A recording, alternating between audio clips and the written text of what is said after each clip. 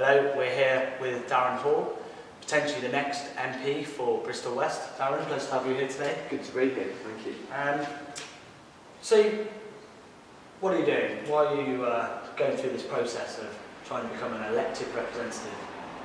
In a nutshell, because I finally got so angry about the lack of transparency and the lack of engagement in democracy that I thought, well, I better stand up and be counted.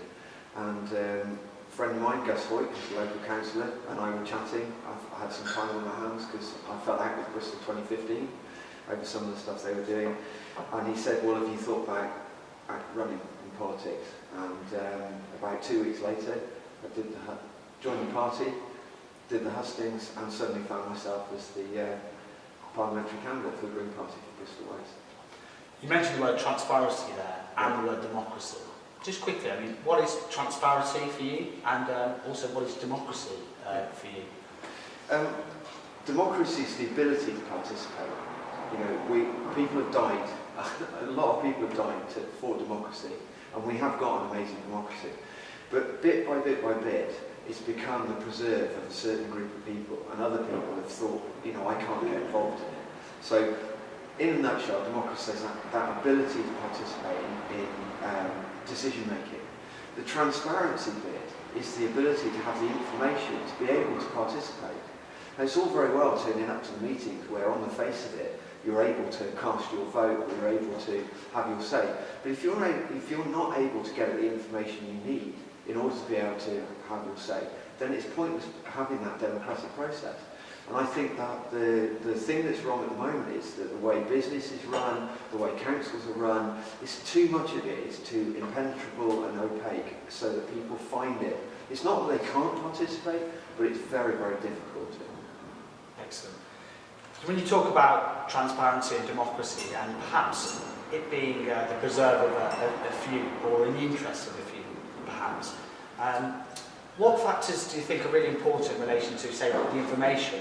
Is there a problem with the media, with access to information? Is there enough access to information, or is it that things are covered up, or is it things aren't covered up, but maybe enough people don't know about them or are aware of them? Yeah, inevitably there's a combination of things. You know, I think the media is playing a role in turning it into a bit of a circus. It's a bit of a blame thing. How can they catch you out? And it means that people who are in politics are much less open than they perhaps might do if they weren't going to get hammered in the press every time. So I think the press has got a responsibility that if someone in the public domain, you know, offers something, they shouldn't just hammer them over it. So that's one thing. The other thing is that some of the documents that are prepared by the council, I mean, you know, if you want to work through the paperwork for a single cabinet meeting, I took a picture the other week of a 20p up against this stack of paperwork, and the stack was bigger than the 20p piece on end. And that was just for one meeting to try and understand. So the quantity of information is really difficult as well. But then finally there's the language. And the way people write stuff, it's not deliberately done, but there's this sort of code almost that if you don't understand this stuff, it makes it really hard to get under it. And people are then afraid to kind of say, excuse me, what the hell does that mean? And I think that we could do a lot better to simplify things. So, you're taking on perhaps one of the biggest responsibilities that you can take on. Yeah. There are some people that feel that some politicians in Westminster see it as a privilege and a route to the revolving door between big business and big management. It seems that some people like the resume or CV of people that can handle business to then effectively, you know, be able to go into these roles. What do you feel you have to bring to the table in terms of your experience as you know? Yeah. Sure. I mean, I'll say one thing for starters is that one of the problems is the way in which the political process is funded at the moment. It's largely funded through big business, and we've got to change that in order to level that playing field. And I think that's one of the connections between people who've got connections with business and those that go into politics, because that's how they get there in the first place. I mean, £67,000 a year, current salary for an MP, that'd be way more than I've ever earned prior to this.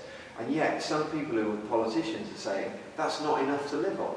that's just criminal. You know, it shows how out of touch they are with the vast majority of people in the UK.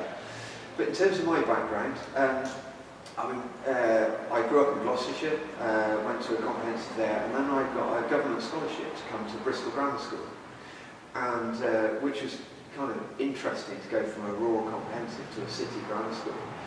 I then got an RAF scholarship to go to university, but it was back in the days when there were grants as well. My mum and dad didn't have enough money to put me through university, but they had access to grants. So actually I was able to pay my way through university. I remember getting my £2,000, which is what it cost me per year to get through university. And at the end of it, I came out of university with no debts. I mean, amazing how different that is to what people are having to do at the moment. 6 years in the Air Force as an engineering officer, where I learned a lot about leadership. I learned about global issues. I learned about working with people.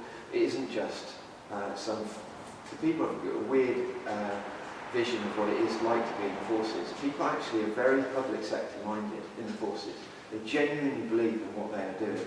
And it's the misuse of the forces by politicians that causes the problems. From there, I did a bit of time in the private sector, actually in the aerospace industry. And that's where I started to change my belief about the world, was that being in an industry where I just couldn't morally look at myself in the mirror and live with what we were doing. And so I moved from there to the Home Office, did 10 years working with crime and drugs work, crime reduction and drug treatment issues. I did a bit of work with Bristol City Council. I helped Gloucestershire with its flooding in 2007. And then when Mr Pickles took the hatchet to regional government, I ended up running the Bristol Green Capital Partnership. But all the way through that process, I think I've been learning two things. One was an interest in the environment. You know, I was becoming more and more depressed and angry about the way we were treating the planet. Climate change, biodiversity loss, it's just endless take from the Amazon and all that kind of stuff was just making me so angry that I had to do something with that anger. The only positive thing I could do was get involved. And the other thing was inequality, was going and working with problematic drug users and seeing ex-street sex workers who, and hearing about their stories, was, it's so easy to blame the person when the reality is it's the context that those people find themselves in. They weren't born bad people. You know, there are so few, you know, there's the odd psychopath, but these people aren't born bad people. And it gave me a completely different understanding about the unfairness of society. When you add unfairness and the environment together, you end up at the Green Party. And here I am. Okay. We'll pick up on a few of those things you just mentioned. Big business.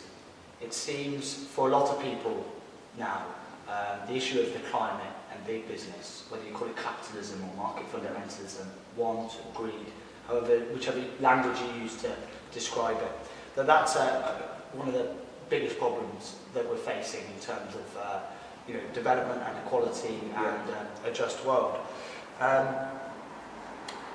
How do you see there going to be any change? I mean, 83 or 85 people possess half of the world's wealth. Yeah. You know, is that a problem? And how do we address these things? Lots of people are talking about TTIP. Other people talking about the privatisation of the NHS. Should we be protective of our public services and, importantly, should we be protective of our local economies and our independent business? Massively so. I mean, for every bit of ideological rhetoric that the right are using at the moment to say that austerity is necessary and all that kind of thing, I think there's double that evidence that shows that actually equality is good for everyone. So I'm a particular fan of the book The Spirit Level, which is, it can be a bit hard going, but in essence it basically says that even rich people do better in a more equal society. Less crime, less mental health, better education, outcomes, etc., etc. So there's that. The other thing is piece of work by people like the New Economics Foundation, 5 Ways to Wellbeing. You know, money doesn't actually make people happy. You know, at best, there's that phrase about it gives you a better, a better standard of misery if you've got more money. There's this sort of level at which, yes, you need an amount of money to be able to exist. You want a roof over your head, you want to be able to eat, you want to be able to, buy yourself a pint of beer every now and again. But constant consumerism is not what makes you happy. And the whole of the retail sector needs to keep us a little bit unhappy so that we're constantly feeding this perceived belief. Now the problem is that there are now 8 billion people on the planet who all are moving towards this belief that they want the same. It is not possible for the planet to support that many people all having the same level of aspiration as we do in the Western society. Or aspirations as they perceive it. Yeah, they perceive it. And we can't all have Ferraris. It's just not possible. So somehow we've got to shift that. And there's the other hypocrisy about the fact that the UK is saying it's reducing its carbon footprint at the moment. Well, it's mainly reducing it by offshoring all of that stuff in China. Where you buy it online, it gets shipped over here in massive container ships. The biggest of which is longer than the Shard is tall. Can you believe that? Docks in London with all this stuff on board, and then pretty much we chuck it away again after it's been used. It's got to stop. On the NHS particularly, yeah. Everyone that I've spoken to recently feels like public health, following World War II, Clement Attlee and Bevan, that it wasn't just the institution that was kind of enshrined, but almost like the moral principle foundation that led to it. Do you think that should be enshrined? That public health shouldn't be about profit? Perhaps maybe pharmaceutical production shouldn't be about profit? And if you were elected, what would you do to help protect our NHS? Well, Green Party is not going to be running governments anytime soon, but what we can do is kind of build on what Caroline Lucas has managed to do.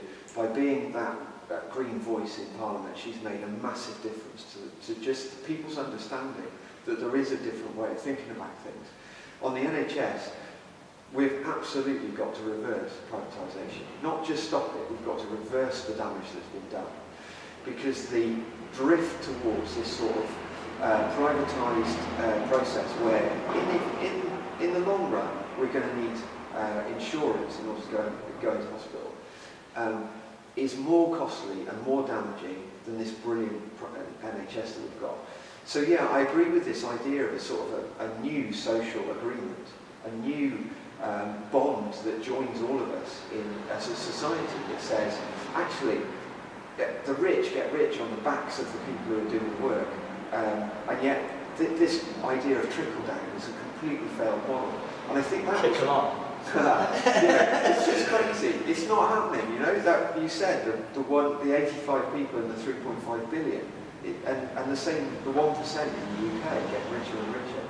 So it might not be the same kind of Attlee model that was post-war, but we then moved into this sort of Blairite understanding that it's okay because we can drag everybody up, and that is a failed model. That's a failed model, and I believe we've got to go back to an understanding that it's about lifting the bottom. It's about providing people. I'll just give you one quick example. I went and worked. I volunteered at a crisis homeless sheltering Christmas a couple of years ago. And on the first day, there were people coming in and they were dishevelled, they were in a state, they were mentally unstable, they were in a difficult place. 3 days later, what Crisis has been able to do was give them some hot food, give them somewhere safe to sleep, and give them a shower and some dignity, some safe space. And I was having conversations with those people 3 days later as a normal human being, like we are here today, that you wouldn't have believed was possible.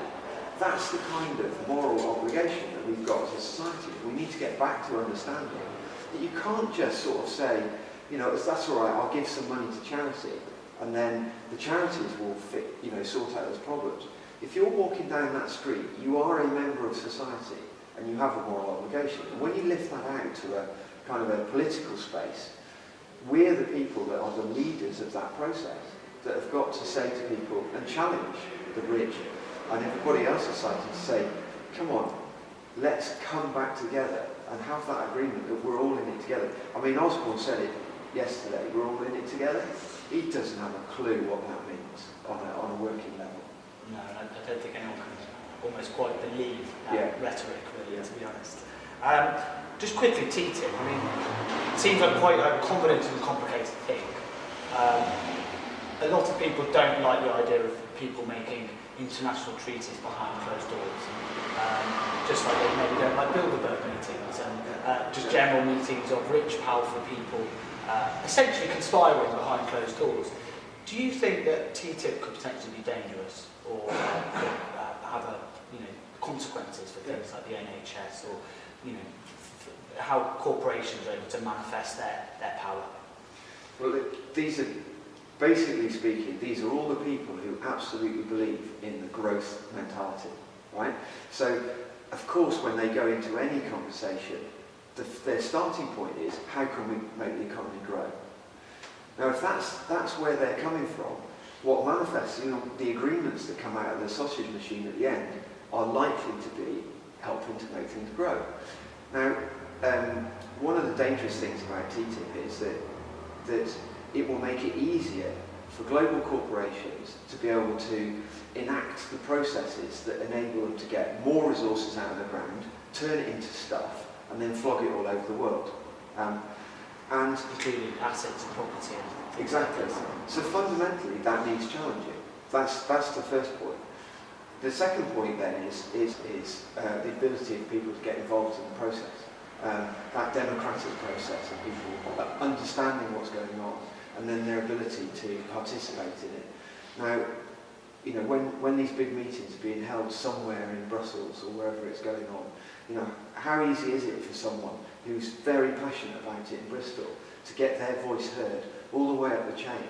And the only way we're going to do that is work through our local democratic processes like Molly Scott Cato, Green Party MEP, and be able to show that there are hundreds of people here who are saying, we want this to be more open and transparent, we want our voice to be heard. And there was a fantastic meeting here in Bristol, the best part of 700-800 people, packed in a hall and made their voices heard. It's a Bristol University. Bristol University event, yeah. And I think that was a real shock to the local MP, Stephen Williams, that there were that many people in Bristol who knew enough about it and were concerned about it that they were going to come out on an evening and say, we want this to stop, and we need more of that. Quite simply, if there was a vote on the table now, yes or no, how would you vote? For TTIP? Yeah. Absolutely no. Excellent. So you talked about democratic process. There are quite a few people now that feel that there's a distinct lack of trust, engagement, relationship, that once you vote for your representative or MP, that's it. After that, gone. Yeah. What's been suggested maybe is public surgeries or a public assembly. If you were to be elected, would you be willing to commit yourself to a monthly People's Assembly, a public forum, where instead of people being frustrated having to send emails en masse, that actually en masse people could address issues like NHS, TTIP or local concerns to you in person, and then you can maybe get a real feel for what's going on? I mean, would you be interested in that? I would. I'd encourage it. I think that'd be absolutely fantastic. And more so, rather than say being either just me, I'd like to see it being the other MPs in Bristol area that are making themselves available to that process. Because it's by getting together in Parliament that we might actually make a difference. It would be fantastic if it was a kind of open space process where people are able to set the agenda, start talking about some of those issues, and then those issues become the agenda that we're going to talk about. Because in any big rooms of people, there will be some of those usual suspects that always put their hands up and their voice is heard. And we need to have a process whereby everybody can feel confident to say, actually, I'd like to say something, and it might be that an open space forum would be a good way of doing it. And I will commit here and now, if I get elected, I will definitely come down here and do some sort of public surgery as you've described. Could you, would you be willing to state that publicly? Yeah, absolutely. Excellent. And would you also be maybe willing to, I know you're pressed for time, but give some time to help him maybe build that framework so that it's not just certain organisations, that it is actually, you know, a public thing, working on the diversity and sort of outreach. Completely. I mean, if you look at what Podemos have done in Spain, an amazing process there where, okay, it was kind of from a political perspective, a particular one, but actually it was quite an open democracy process where it said, look, we want to hear people's views, we want people to get involved. And one of my aims is to set something up like that as soon as we can after this election, is to have an online forum that isn't about a particular political party saying that we're going to tell you what we want the debate to be. It's an open question. So right, what are you interested in? Because I've said that as a constituency MP, I'm not whipped. I'm not like the other parties where there's a whip, where you have to go up to Parliament and you get a text message telling you how to vote. I can genuinely represent the constituency. And that's what people want to hear. Yeah, and so I want to be able to go up there because it's not about what I say in Bristol. It's about what I'm saying on your behalf from Bristol. And there are so many fantastic projects. Someone asked me the other day about being, what could I do? Well, one of the best things I could do is take people like yourself and other amazing people around Bristol up to London and put them in the meetings, put you in the meetings to talk to people, not just me. Of course, I'm bound to say, people see me coming. Was being able to say, Jackson Moulding from Ecomotive to talk about self-build in that meeting. Steve from the Food Project, the 7 Project, talking about food growth. Steve Clark from Bristol Pound. Right, those are the people whose voices I want to be heard in Parliament. Because Bristol's this amazing place of showing that you can be successful and happy and live, and it's not some hippie commune, it's not some weird, Stokes Croft isn't this weird place, it's just a group of people who are entrepreneurial. Let's do more of it. Excellent. You touched on Stokes Croft. I mean, you wouldn't notice it, but we are here on Stokes Croft. There is what seems to be a window or opportunity, or what seems like a catalyst galvanising local people around some of the issues you've already touched upon. Yeah. There is a speculator and investors wanting to take over a building just up the road, the Carriage Works, the Westmoreland side. There are already 1,000 objections to it, and most people are talking about that it's encroachment on the culture, the heritage, it's social cleansing, it's increasing rates and rent, making access to business and living unaffordable to the people that make up this area. How do you feel about the prospect of that site being turned into essentially a luxury accommodation, but essentially unaffordable accommodation? I mean, the whole thing's kind of beyond a joke. It's been an eyesore here for years and years, and there have been many opportunities, and it's crazy that it hasn't been brought forward. The council had an ideal opportunity to push through the compulsory purchase order, hand it over to the community, and turn it into a community asset.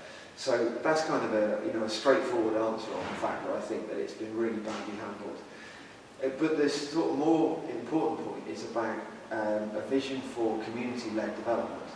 And we talk about NIMBYism and all that kind of stuff. Well, if you put the community at the heart of the process, not just as a sort of pre-planning consultee, saying, no, you can be part of this decision-making process all the way from the idea to the design, to the planning, to the build, to the living, all the way through that process. That's how you build communities.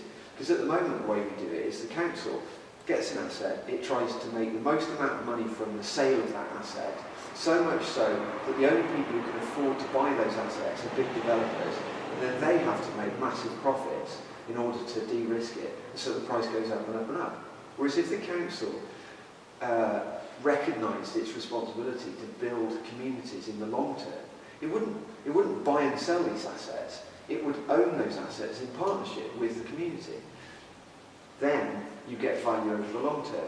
You keep down rents to a level where A, people can afford to live there properly, B, that the work units, rental for those small businesses is held down low enough that you get genuine self-started businesses able to flourish. And that's what this area is so good at. But if you price those rental units, those work rental units up, it would make it almost impossible for that entrepreneurial spirit to continue. Do you think there'll also be an effect of raising rents and prices generally in the area as well, which could also sort of, have a long-term effect on the type of people that will live here and the types of businesses that could end up being here?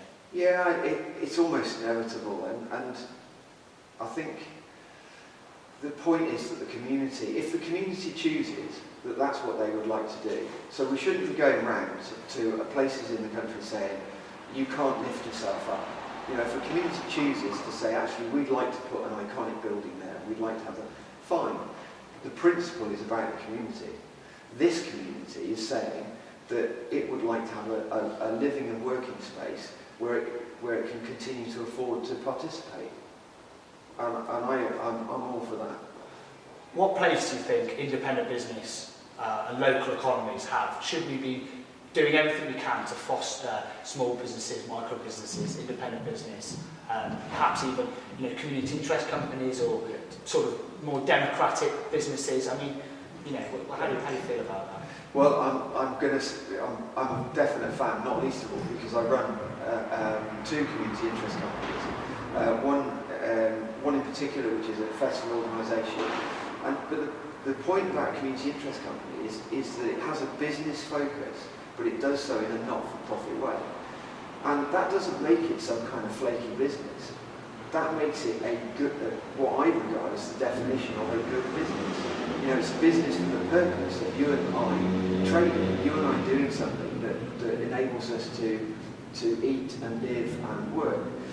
But where we go into profit-making businesses, bit by bit, say you're the better business person, you end up with a pile of money, and I end up gradually spending all my money.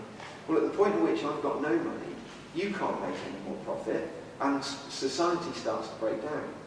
Whereas the whole point about community interest companies and social enterprise is that it's about the circulation of that unit of trade. Because money in itself isn't bad, it's how you and I do business. It's when it gets turned into wealth. The mindset behind what you trade, essentially. Yeah. You get this pile of, it could be pebbles. You and I could trade pebbles.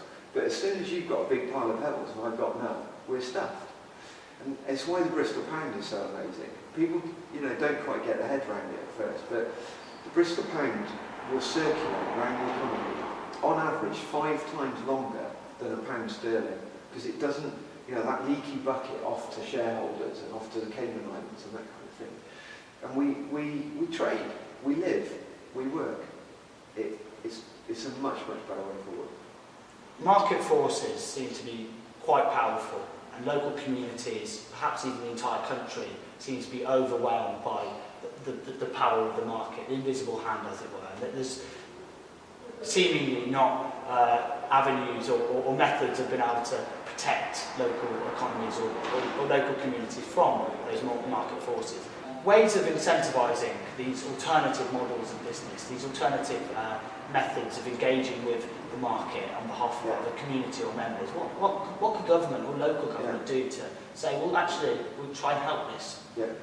Well, as if by magic, the Chancellor yesterday found 1.3 billion in tax relief for oil exploration. So we sure as hell can find some tax relief for small business. Right the way down to the ability to use, buildings like this. So to just give a bit of space for the people to get on their feet and then start to be able to pay tax into the system. So that's an easy one.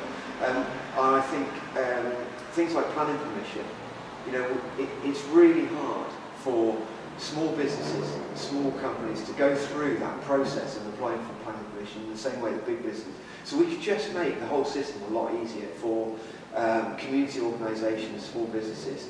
And that might mean the local authority taking on that role to facilitate it to the point where they set up the hubs, they bring in small businesses, and then when those small businesses are on their feet, those community co-ops or wherever they may be, then they can start to move out into other places. And I think that's a role for things like the local enterprise partnership to take that on and make it flourish. It's interesting because that's being done currently by different organisations across the place, from the Malt House, the Jam Jar Collective, to the Kuna Crux, and that's been almost taken on by the private sphere. And I think you're absolutely right, there could be a bit more help from both local government and central government. We move on to an area now which is quite close to people's hearts, especially within the peace movement, and that's the foreign policy, how we exert our power and influence in the world. Obviously the soft power, what Joseph and I call soft power, which is your sort of diplomacy and your levers. But when it comes to hard power, your boots on the ground and the funding of organisations, ISIS came out of perhaps a complicated series of events that a lot of people maybe can't get their head around. Do you feel that we should be funding organisations in different countries with,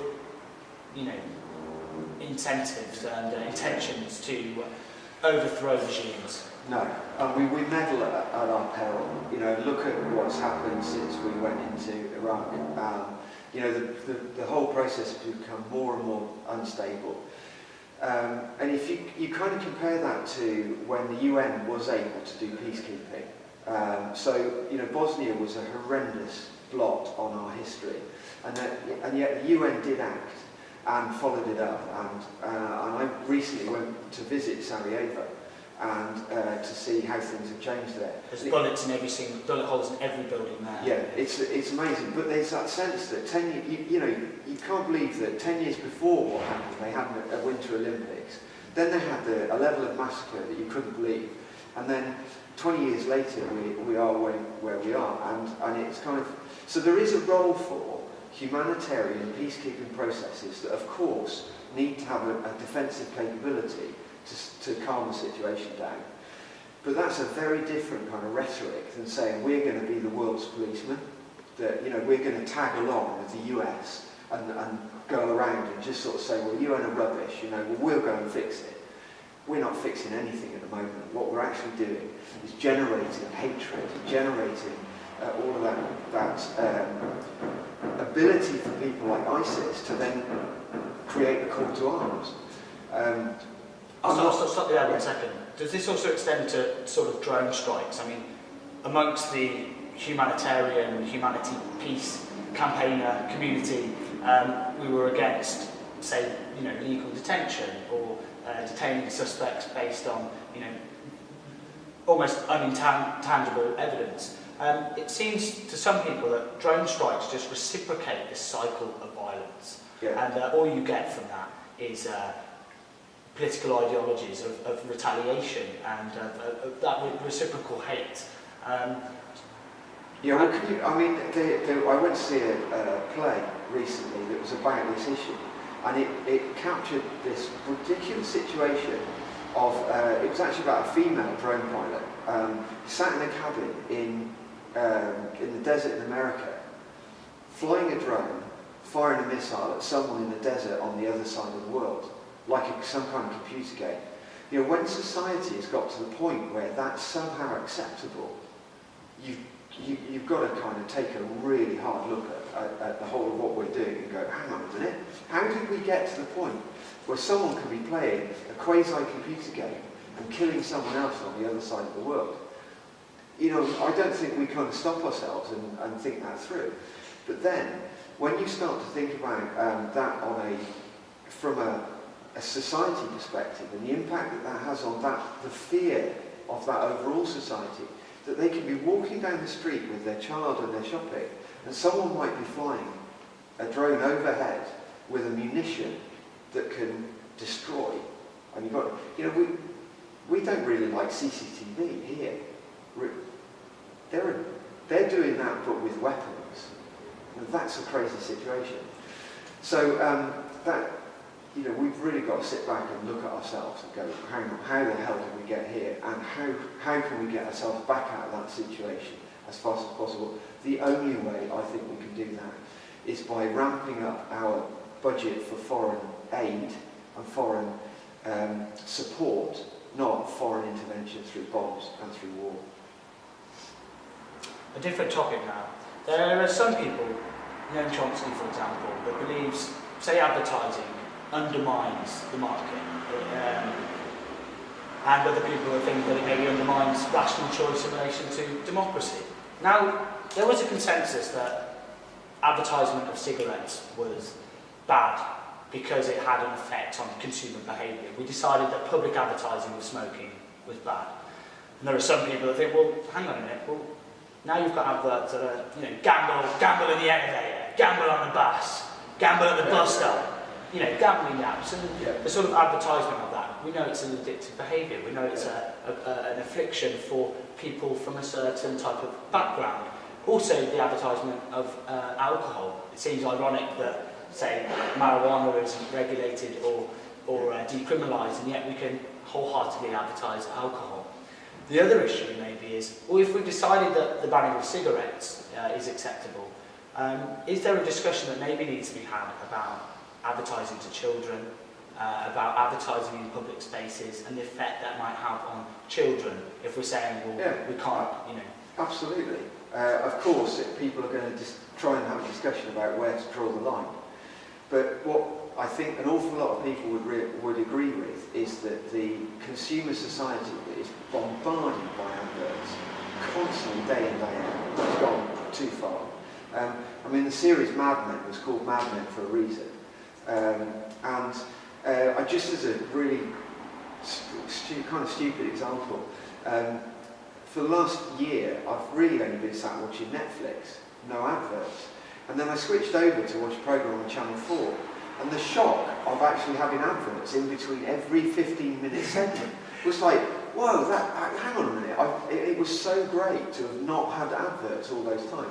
That's just a kind of crazy example, but the other bit is, you know, in our public space, it's become acceptable also to be bombarded, to the extent now that you've got clever billboards that recognise whether you're male or female and change their advertising so that it's even more effective to sell you something that's for your gender. You know, how do we get to that stage as well? So yeah, I think, you know, if you're in the privacy of your own home, if you want to sit and watch adverts and you want to choose to do that on YouTube or whatever, that's absolutely fine. But in our public realm, we should have more controls over the kind of advertising that people can be bombarded with. We should have controls over the exposure of children that's turning them into consumer robots before they're 10.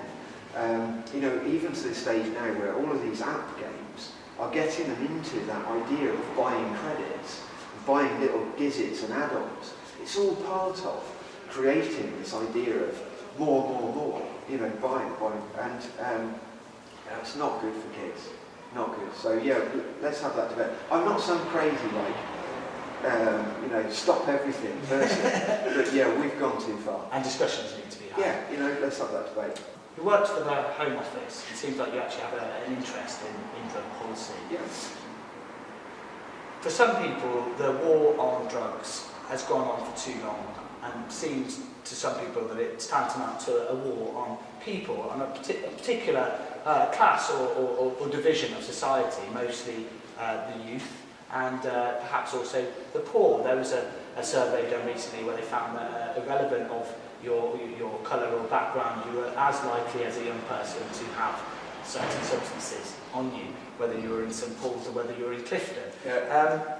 Is it time for us to perhaps look at how America going in terms of regulation or legalisation of medical use of marijuana, or the Portugal-Uruguay route of decriminalisation for possession? Is it time to look at it as a public health concern and not as an issue of criminality? Yes. There's no doubt in my mind that is the direction of travel that we've got to go in. I saw the benefit even at this, 10 years ago when we started proper drug treatment services for heroin addiction in particular. And the benefit was twofold. One was the problematic drug users themselves were able to function in society through medical use of medical treatment. And the other was a huge reduction in acquisitive crime. Everyone benefited through that process. So let's take that another step forward. But if you decriminalise these substances, you have to have parallel process of treatment. And that could be as simple as advice and support for people who are caught with significant amounts of cannabis. To say, do you know what? Actually, that's the 6th or 7th time we've caught you with significant amounts of cannabis. We would like to offer you, we are asking you now to participate in a programme that enables you to understand the impact that could have on your mental health, it could have on your ability to function in society. So it's not some kind of like prescriptive process. It's a quid pro quo of saying, look, we want to take control of the production and supply process, but we want to make it a health issue. Because I'd like to get to the stage where we're looking at the context of a society whereby people feel the need to participate in that much drug taking. As you often say, if we were trying to look at alcohol in the same way we were looking at marijuana, we wouldn't license alcohol now. So that's the kind of conversation we need to have. Quick question on education. I'm massively passionate about just the concept of education on all levels, of lifelong learning, adult learning. It seems to me strange that there's so many displaced people now with degrees that don't have access to further education and a vocational form. It's, once you've got a degree, you can't be a plumber. Once you're a plumber, maybe you can't have a degree. And also the actual process of learning. It seems like there's not much interdisciplinary learning. The subjects are atomised. That there's a distinct separation between reality and what people are learning. What's called learning through assessment. What essentially is just the only way we can test people is tick box, standardisation, examination. Also, there seems a distinct lack of sort of civic education or essentially life skills. No one knows what a mortgage is. No one knows what the British Constitution is, or APR, or what's the first past the post system. Likewise, the agricultural revolution happened 10,000 years ago, and we leave school not knowing how to clone a plant or how to grow. It seems a distinct, or cook, exactly, a distinct lack of connection with reality. And in your mind, how do you feel education could maybe change to encapsulate these things? It's got to be both, not instead of. But there's definitely the fact that I know this from trying to employ people who are being recruited. The best employees are the ones that have got a breadth of life skills. So even on a kind of pure employment basis, those ones that are coming in saying, I've got 12 A stars and this degree and I've been to Oxford, but they basically can't tie their shoelaces. They're not good as an employee. So even at that level, it's not a great idea. Go to running a country. Supposedly. Crikey. But then there's this whole other thing about, that thing about APR. Why is it that people, even though we write at APR of 4,186% on the outside of a payday loan shop, people still go in and do it? Well, it's largely because they don't understand what APR is. A lot of people don't. So that level of education is practical education. But going back to your point about degrees versus vocational, we have to go back and understand that if you need to fix something, that's as valuable as being able to do some kind of complex maths. Or create something beautiful. Exactly. So I'm a huge fan of not turning the clock back, but broadening education. We can add to That's stuff. fine. One last thing. Yes. In a nutshell, 20 seconds. Why should Bristol vote Darren Hall? I'm standing on a platform of social and environmental justice, and it's only when you bring those two things together that we are really going to be able to tackle the huge global pressures that are coming our way. And also, I genuinely want to be a real Bristol voice and take a piece of Bristol up to Westminster and try and bring some of those powers from Westminster back to Bristol so that we can make the city that we want to live in. Thank you, Darren. Cheers. That's been great. Great to see you.